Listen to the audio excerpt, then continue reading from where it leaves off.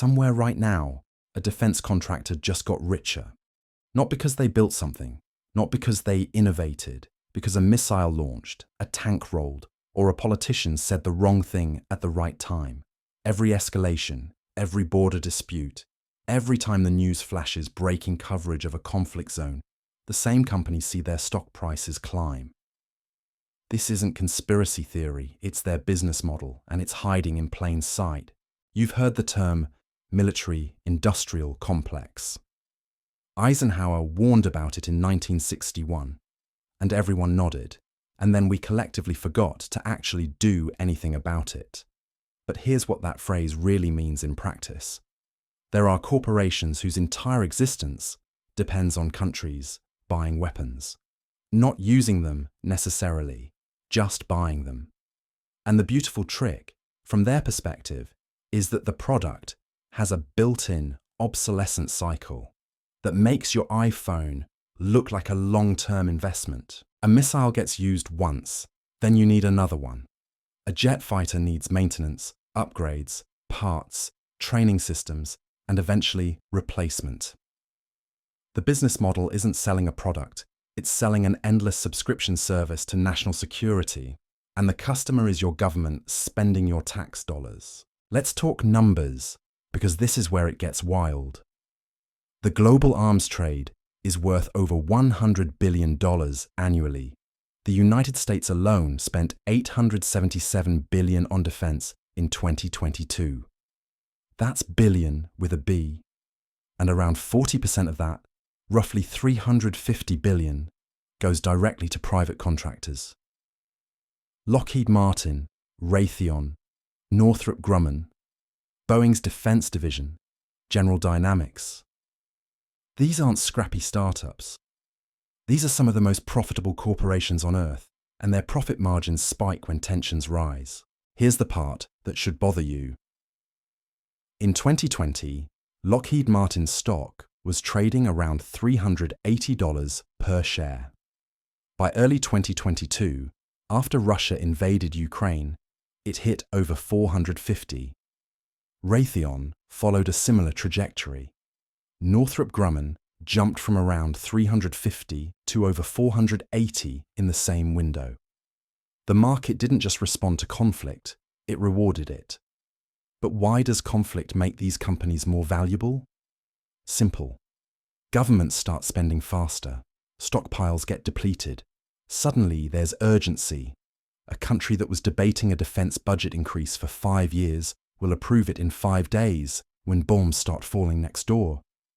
And the contractors already have the production lines, the patents, the relationships. They're the only ones who can deliver, and they know it. Take the Javelin anti-tank missile.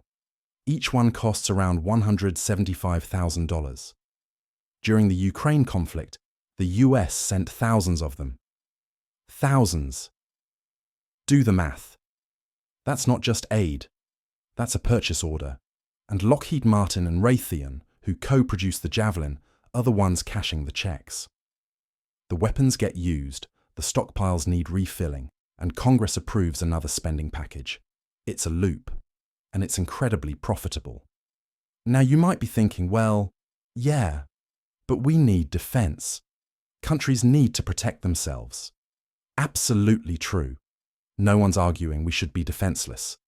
But there's a difference between legitimate defense spending and a system designed to perpetuate itself. And the contractors have figured out how to make sure the system keeps running. Lobbying. In 2022, the defense industry spent over $130 million lobbying Congress. That's not a donation jar. That's $130 million spent convincing the people who control the budget that we need more weapons, better weapons, newer weapons. And it works. Defense budgets rarely shrink. Even when wars end, the spending continues because there's always a new threat on the horizon. And who's defining those threats? Often, the same people who used to work for the contractors. This is the revolving door, and it spins fast. A general retires from the military and joins the board of Raytheon. A Pentagon official leaves and becomes a lobbyist for Lockheed. A congressman's former chief of staff goes to work for Northrop Grumman. Then those people use their connections, their knowledge, their access to push for the very contracts that benefit their new employers. It's legal, it's normalized, and it shapes policy in ways most people never see. There's also the jobs argument. Defense contractors love to talk about jobs. Lockheed Martin employs over 115,000 people. Raytheon, over 180,000. These are real jobs in real communities, and politicians know it. Closing a defense plant means unemployment, angry voters, and a potential election loss. So the contracts keep coming, even for weapons systems the military says it doesn't need. The F-35 fighter jet program is the poster child for this. It's the most expensive weapons system in history, projected to cost over $1.7 trillion across its lifetime. And it's had problems, delays, cost overruns, technical issues. The Pentagon's own testing office has raised concerns, but the program continues because it's spread across 45 states. That's not an accident. Lockheed deliberately distributed the work to create political protection. A lawmaker can't vote against the F-35 without voting against jobs in their district. So you've got lobbying, revolving doors, and jobs leverage. But the most insidious part? The way conflict gets framed. Every international incident becomes a reason to spend more. A rival nation develops a new missile, so we need a better defense system. A terrorist group uses a drone, so we need counter-drone technology. There's always something, and the contractors are right there with a solution. A very expensive solution. And the media rarely digs into this. When a conflict breaks out, the coverage focuses on strategy, casualties, political implications, almost never on who's profiting. The contractors stay in the background, quiet, collecting contracts while the world watches the explosions. But the money trail doesn't lie, and once you see it, you can't unsee it. Every headline about rising tensions, every news alert about a military strike, there's a second layer underneath. Someone's counting revenue. Someone's adjusting stock forecasts. Someone's smiling in a boardroom because the product just proved its value in the worst possible way. This isn't about being anti-military or naive about global threats. It's about understanding the incentives. When profit depends on conflict, there's no financial reason to pursue peace. And that's the system we've built. So what happens when you try to break the cycle? When someone suggests cutting defense spending or questioning a contract, the backlash is immediate and fierce. You'll be called weak on national security, soft on defense, naive about the threats we face, and the think tanks, many funded by defense contractors, will produce reports explaining why cutting this particular program would be catastrophic.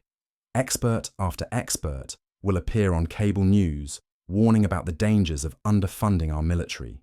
Opinion pieces will flood newspapers. The message is clear. Questioning defense spending is unpatriotic. But let's look at what actually gets cut versus what doesn't. In 2013, Congress tried to cancel production of the Abrams tank. The Army explicitly said it didn't need more tanks. It had enough. The production line could shut down temporarily. But General Dynamics, which makes the Abrams, lobbied hard. The plant was in Ohio, a swing state. Politicians from both parties fought to keep the contract alive. And they won. Congress forced the Army to buy tanks it didn't want, to the tune of $120 million. Those tanks went straight into storage in the California desert, sitting unused while the manufacturer kept producing them. That's not defense. That's subsidy with camouflage paint. And it's not an isolated case. The Navy has tried to retire aging ships to save maintenance costs. Congress said, no, keep them running. The Air Force wanted to retire the A-10 aircraft. Contractors and lawmakers blocked it. Over and over, the military's own leaders say we don't need this, and Congress overrides them because the political cost is too high. Meanwhile, what does get cut? Veterans' benefits, healthcare for soldiers, housing allowances, mental health services. The stuff that doesn't generate profit. Because there's no corporation lobbying to increase PTSD counseling funding. There's no weapons manufacturer pushing for better VA hospitals. When budget cuts come, they hit the people, not the products. You want to know the cruelest irony?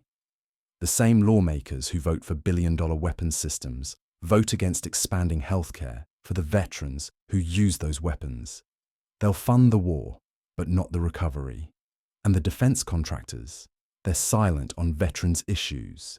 That's not their department. So where does all this leave us? With a system that's incredibly efficient at one thing, perpetuating itself. Defense contractors need contracts. Contracts require threats.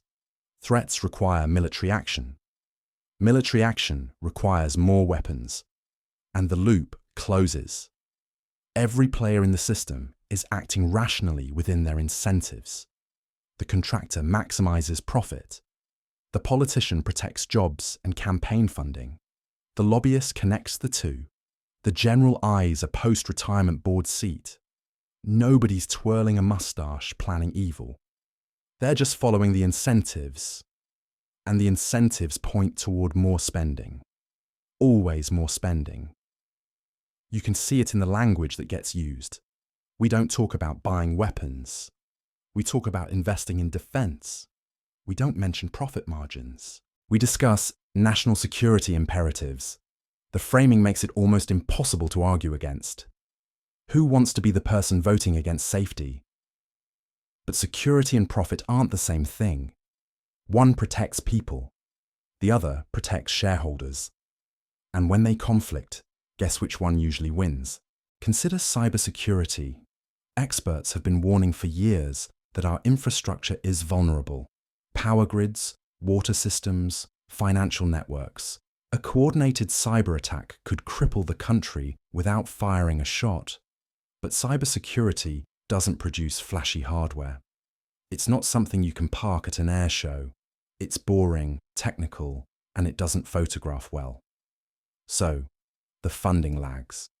We'll spend billions on a new fighter jet, but underfund the systems that protect civilian infrastructure because one has a powerful industry behind it and the other doesn't. Same with diplomacy.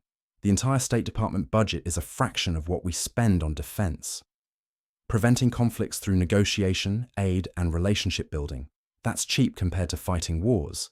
But there's no defense contractor lobbying for more diplomats. There's no revolving door between the Foreign Service and corporate boards. So diplomacy stays underfunded while weapons sales break records. And when you point this out, you'll hear the same response. The world is dangerous. We need to be strong. Our enemies are advancing.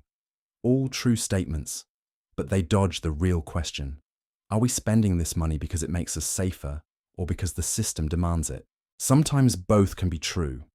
We do face real threats. We do need a capable military. But that doesn't mean every dollar spent is justified or that the current system is optimal. You can believe in national defense and still question why we're buying tanks the army doesn't want. The problem is, the conversation never gets that nuanced. It's either you support defense spending or you don't support the troops. There's no middle ground in the public discourse, even though the middle ground is where most of the important questions live. How much is enough? What threats are we actually preparing for? Are we buying the right things or just the most profitable things? Who benefits when we choose expensive solutions over effective ones? These questions don't get asked nearly enough, and when they do, they get buried under lobbying campaigns, political pressure, and accusations of being soft on security. The system protects itself because too many powerful people profit from it, staying exactly as it is. And the money keeps flowing, every year, like clockwork. Bigger budgets, new contracts, fresh threats requiring fresh solutions. The industry grows, the revolving door spins, the campaign contributions roll in. And somewhere, in a boardroom far from any battlefield, executives toast another record quarter. Meanwhile, the people actually doing the fighting get a different deal entirely. You'd think in a system this flush with cash, the troops would be living well. You'd be wrong. Military pay has improved over the years, sure, But it's still not what you'd call generous for the risk involved.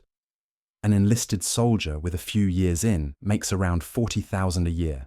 That's before taxes. Try raising a family on that while you're deployed overseas for months at a time. Now compare that to what a defense contractor makes. A mid-level project manager at Lockheed or Raytheon can easily pull 6 figures. An executive? Try millions, sometimes tens of millions when you factor in stock options and bonuses. The person designing the weapon system earns exponentially more than the person using it. And when that service member comes home, the care gets complicated. The VA is perpetually underfunded and overwhelmed. Wait times for appointments stretch for months. Claims for disability benefits take years to process. Mental health services are inadequate for the scale of need. Suicide rates among veterans are staggering. 22 a day by some estimates, though the real number is hard to pin down because tracking is inconsistent. We'll spend $1 trillion on a jet, but we can't seem to find the money to properly staff the VA. We'll fund the war, but shortchange the aftermath. It's a pattern. The money flows freely when it's going to contractors, but when it's time to take care of people, suddenly we have to worry about fiscal responsibility. Suddenly budgets are tight. Suddenly we need to means test and verify and make sure no one's taking advantage. The cognitive dissonance is astounding. You see it in how we talk about veterans too. Lots of public praise. Thank you for your service. We honor your sacrifice. All the right words in all the right places. But words are cheap. Healthcare isn't. Education benefits get cut. Housing assistance gets reduced. Programs that help veterans transition to civilian careers get underfunded. We love the symbolism of supporting troops. We're less enthusiastic about the actual cost. And it's not just veterans. Active duty families struggle too. Food insecurity on military bases is a real thing. Families using food banks while one parent is deployed. Spouses unable to find work because they move every few years and can't build a career. Childcare costs that eat up a huge chunk of that enlisted salary. These aren't fringe cases. These are widespread problems that don't get addressed because the money's already been allocated elsewhere. To the contractors, to the systems, to the industry, not the people. There's a term for this. It's called misaligned priorities. We've built a system that rewards the business of defense more than the act of defending. The incentives are backwards. A rational system would pay the people risking their lives well and ensure they're cared for when they come home. A rational system would make that the priority and budget everything else around it. But this system isn't rational. It's just profitable. And the profit motive shapes everything. Even the wars themselves. Look at how long conflicts drag on. Iraq, Afghanistan, Yemen, Syria. Wars that were supposed to be quick turning into decades-long commitments. Why? Partly because war is complicated and messy, and nothing goes according to plan. But also because a long war is more profitable than a short one. More contracts, more equipment, more logistics, more opportunities for companies to provide services. Ending a war means ending a revenue stream. There's no conspiracy here, no shadowy cabal plotting to extend conflicts. Just a system where the incentives point toward continuation rather than resolution. A defense contractor doesn't benefit from peace. They benefit from sustained demand. And sustained demand means sustained conflict. So the wars continue. The budgets grow. The contracts multiply. And the cycle repeats. You can see the same dynamic in how we approach global tensions. Every new threat is an opportunity. China's military expansion, time to invest in Pacific capabilities. Russia's aggression, better upgrade NATO defenses. Terrorism, cybersecurity, rogue states. Each one justifies more spending. And the spending never decreases when a threat diminishes. We just find a new threat. The budget only moves in one direction. There's always a reason, always a justification, and there's always a company ready to provide a solution, usually at great expense. It's efficient in a certain sense. Efficient at extracting public money and funneling it to private profit. Less efficient at actually making anyone safer. Because safety would require addressing root causes. Diplomacy, development aid, conflict prevention, rebuilding relationships. All the boring stuff that doesn't generate shareholder value. That stuff gets lip service and minimal funding. The real money goes to hardware, to systems, to solutions that require endless upgrades and maintenance contracts. And here's what makes it so hard to change. The system has embedded itself everywhere. Every state has defense contractors. Every congressional district has jobs tied to military spending. Cutting the budget means cutting jobs. It means losing campaign contributions. It means facing attack ads about being weak on defense. So politicians don't do it. They can't afford to, literally and figuratively. The industry has made itself politically untouchable by spreading the economic benefits wide enough that no one wants to be the person who kills jobs in their district. It's brilliant strategy. Morally questionable, but brilliant. You've made the system too big to challenge by making everyone complicit in its continuation. And the money keeps flowing. Faster now than ever. Because we've convinced ourselves we can't afford not to spend it. That hesitation equals vulnerability. That questioning the budget means questioning our safety. It's a trap, a very expensive trap that benefits a very small number of people while the rest of us pay for it, literally, with taxes, with debt, with the opportunity cost of what that money could have built instead. So what do we do about it? That's the question nobody wants to answer honestly, because the honest answer is uncomfortable. We probably don't do anything. Not because change is impossible, but because the system is designed to resist it, and we're all too invested in pretending it works the way we were told it does. You want reform? Good luck.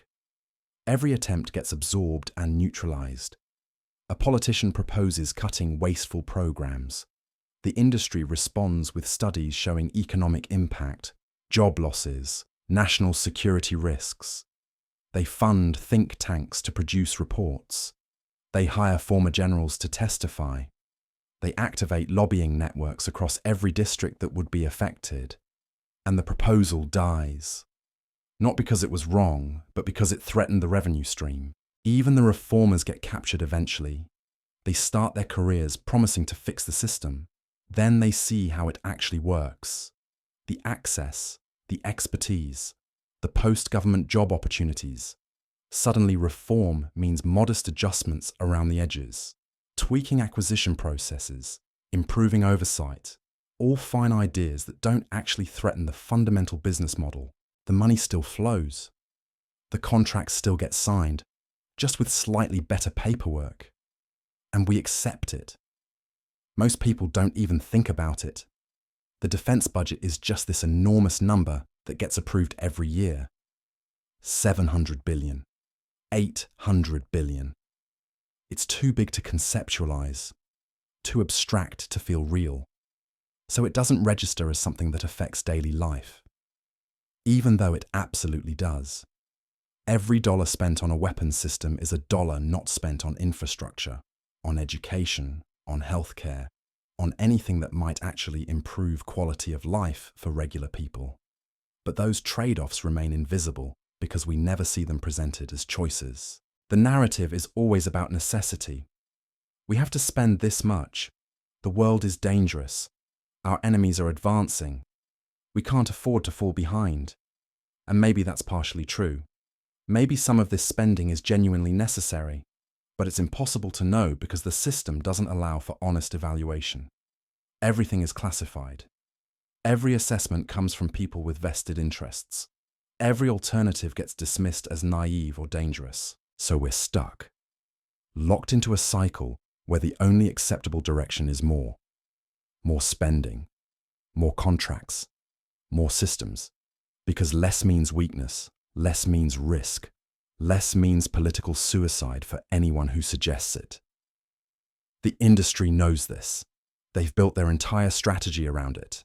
Make the spending feel inevitable, make the alternatives unthinkable, and keep the money flowing. What's fascinating is how little debate there actually is. Compare it to any other government spending. Healthcare? Massive political fights over every dollar. Education? Endless arguments about waste and efficiency. Social programs? Constant scrutiny and demands for cuts. But defense? It sails through. Bipartisan support. Minimal opposition. The budget gets approved with barely a discussion, because questioning it means getting labelled as soft, unpatriotic, irresponsible. The industry has won the framing battle completely. They've made their interests synonymous with national interests. What's good for defense contractors is good for America. And if you disagree, well, you must not care about keeping the country safe. It's a rhetorical trap that shuts down conversation before it starts. And the rest of the world watches. They see what we spend. They see the priorities. And they draw conclusions about what we value, about what we're willing to invest in. We'll drop $1 trillion on a fighter jet program, but can't figure out how to fix bridges.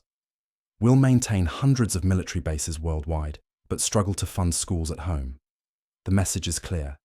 Violence is expensive and we're willing to pay. Everything else gets scraps.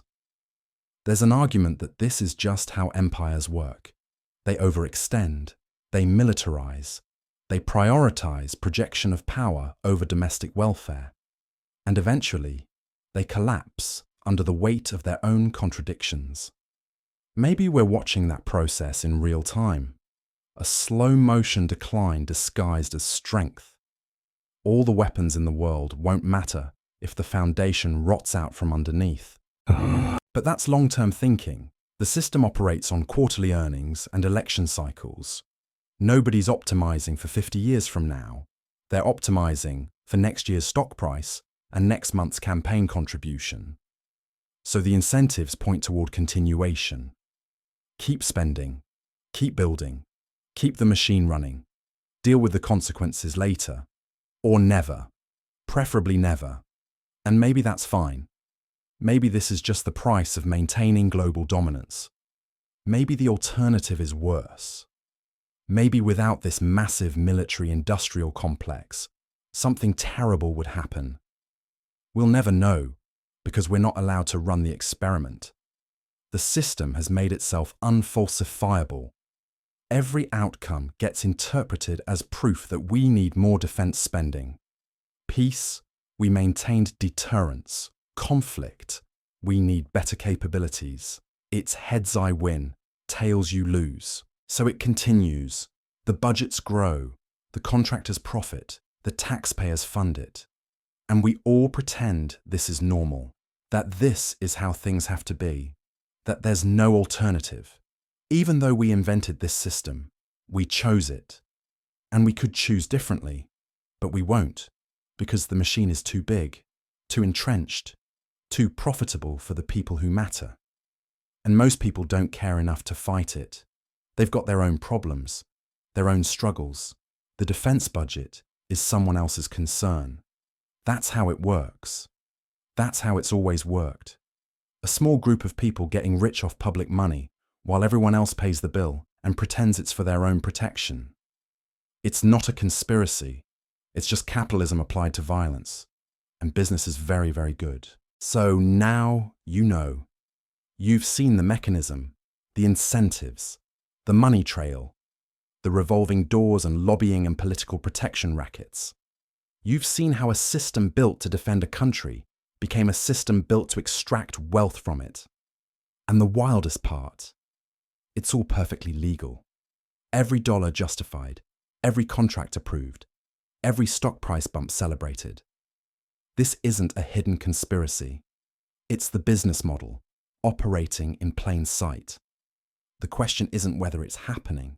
The question is whether you're okay with it, because it's your money, your taxes, your opportunity cost, and they're counting on you not caring enough to ask where it goes.